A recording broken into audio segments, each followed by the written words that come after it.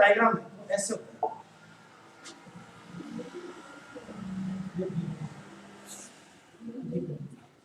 इसके कितने रास्ते हो गए, एक तो ये रास्ता और एक ये रास्ता। और विस्थापन में क्या होता है, ध्यान से देखो, विस्थापन होता है ए बिंदु से बी बिंदु तक एक सीधी रेखा जिसको एस से व्यक्त करते हैं, ये होगा बी बिंदु। इसमें दिशा का ज्ञान होता है, विस्थापन का मात्रक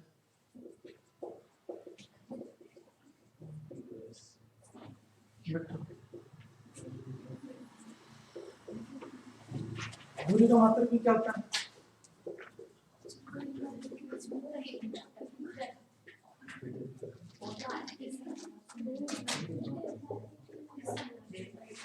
इसकी परिभाषा देखो,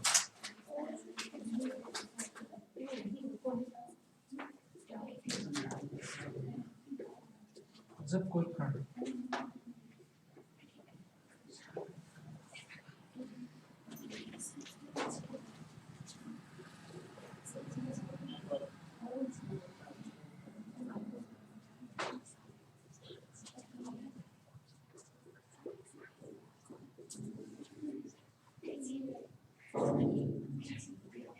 विस्थापन क्या करता है,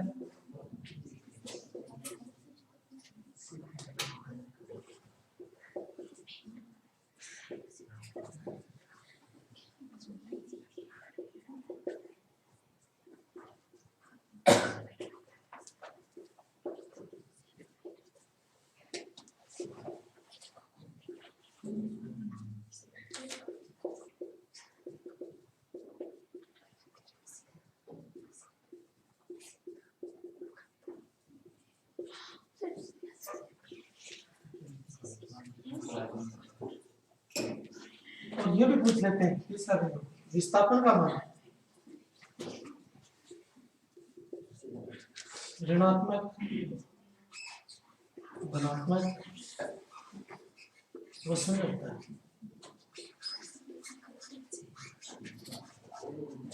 दूरी का मान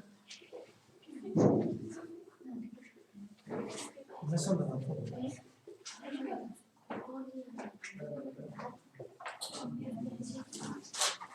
ध्यान से देखो, बहुत ही बारीकी से, यहाँ से जब कोई कण, कण के मतलब आप खुद, आप यहाँ से चलकर बी तक पहुंचने के लिए दो रास्ते, एक तो ये रास्ता है जो आपकी फर्स्ट पोजीशन को व्यक्त करता है, एक रास्ता ये है जो आप नीचे से तक जा सकते।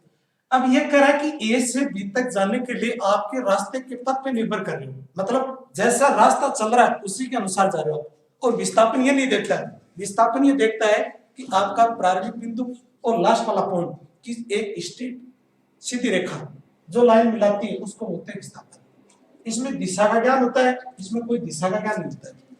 यह भी मीटर में लगती है और यह भी मीटर में लगती है। कई बार आप देखते हो कि यहाँ से उंगू 1 किलोमीटर है, आप कहते हो 1000 मीटर, तो वो मीटर छोटा मात्रक होगा, किलोमीटर बड़ा मात्रक होगा। यह प्रारंभिक बिंदु है, डॉट का मतलब यह प्रारंभिक बिंदु है और यह अंतिम बिंदु है, एक सीधी रेखा है। यह सीधी रेखा क्या करती है, प्रारंभिक बिंदु से अंतिम बिंदु तक लाने का काम करती है। यह अपन दिशा का ज्ञान देती है, इसमें दिशा का ज्ञान होता है।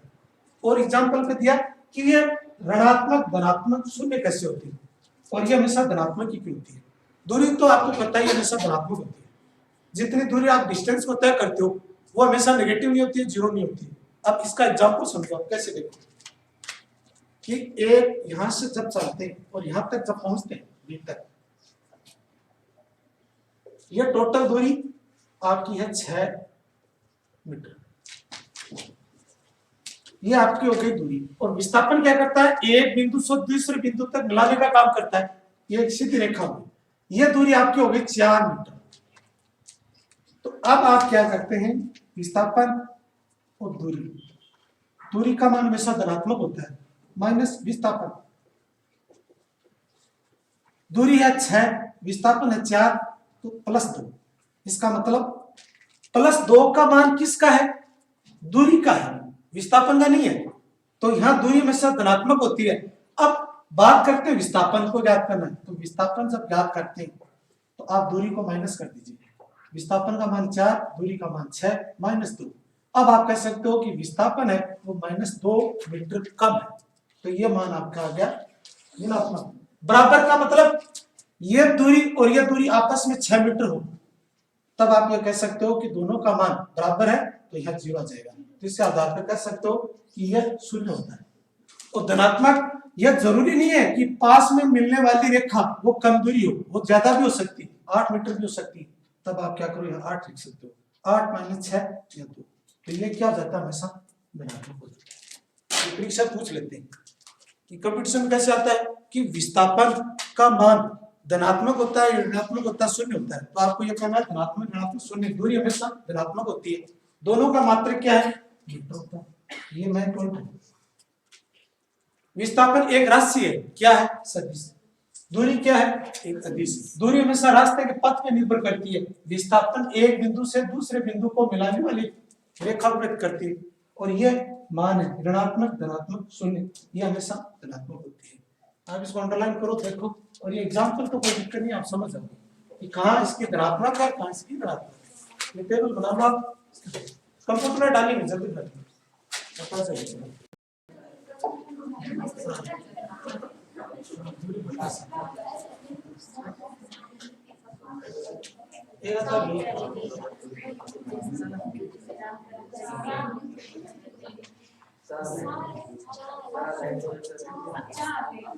ये रहता सावरण,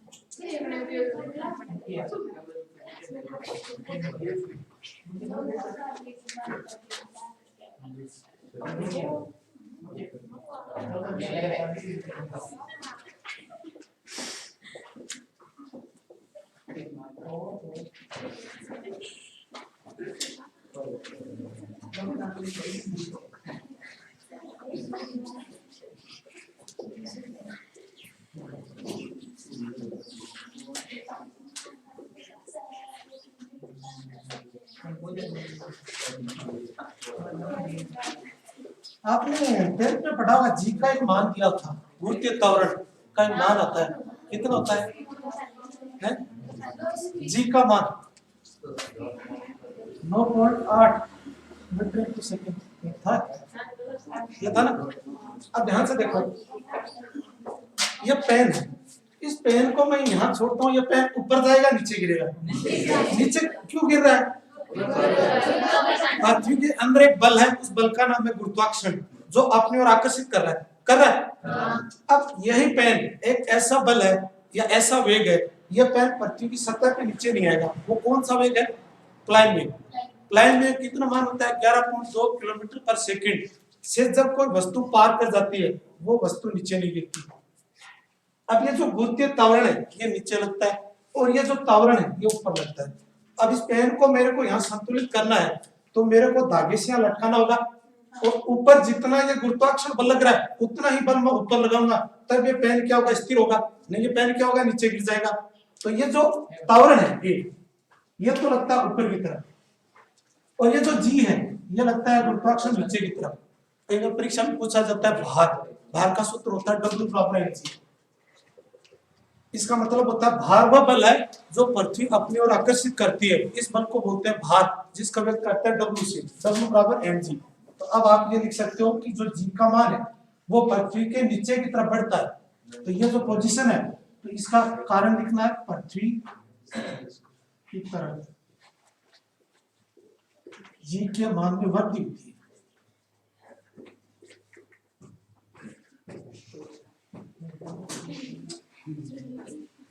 और यह जो एक त्वरण है, त्वरण ऊपर जाने पर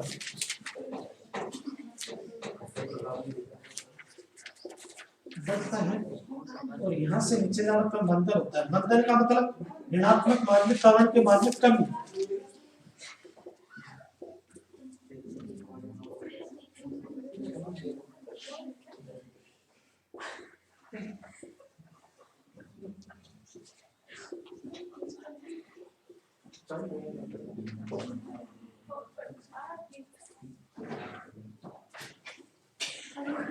ये देखो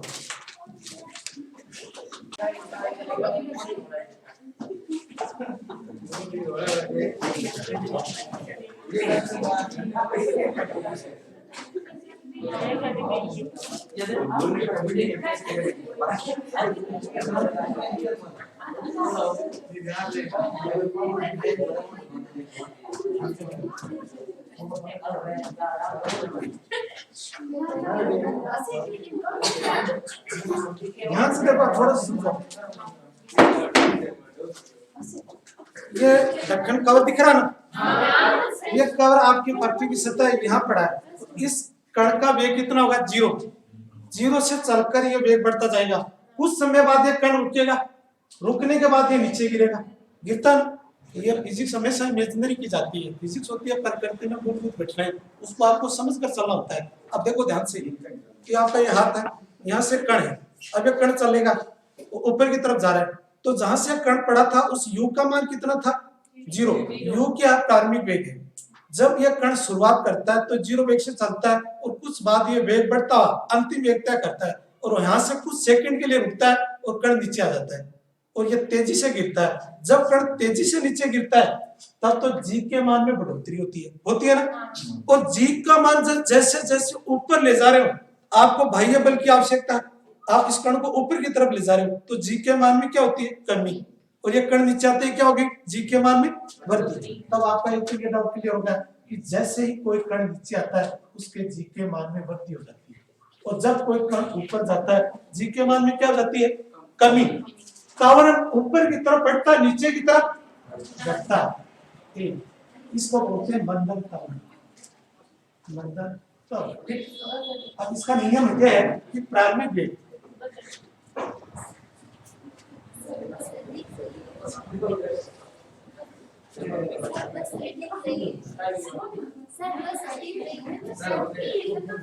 ये डायग्राम लगा थोड़ा सा।